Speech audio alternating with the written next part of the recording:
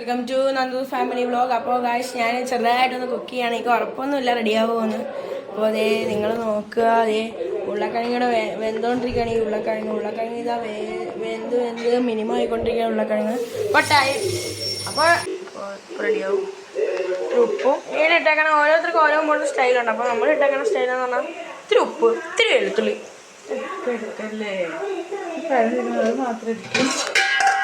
Guys. അമ്മ ഇതാ ചോറുണ്ണുകയാണ്.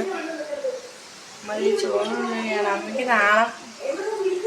French fries ഉണ്ടാക്കുവാണ്. ഓരോരുത്തർക്കും ഓരോ മോഡലുണ്ട്. ഞാനിപ്പോൾ ചെറുതായിട്ടൊരു എരിവ് കൂട്ടിയിട്ടുണ്ട്. കാരണം ഇച്ചിരി എരിവും ഇത്തിരി വേപ്പിലയും ഇട്ടേക്കണ മസാല എന്ന് പറഞ്ഞാൽ ഇത്തിരി മുളക് പൊടി, ഇത്തിരി കാശ്മീർ ചില്ലി പൗഡറും, പിന്നെ ഇത്തിരി മഞ്ഞപ്പൊടിയും, ഉപ്പും വേപ്പിലയും.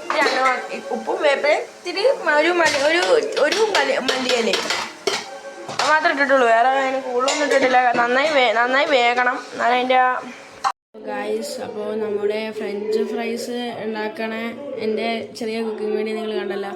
അപ്പോൾ നമുക്കിനി നമ്മൾ ട്രാക്കിന് അങ്ങോട്ടേക്ക് പോയിട്ടുണ്ടായിരുന്നു. അപ്പോൾ ട്രാക്കിന് അങ്ങോട്ടേക്ക് പോയുള്ള വീഡിയോ ഞാൻ കാണിച്ചു തരാം. ഇപ്പം തന്നെ വരും.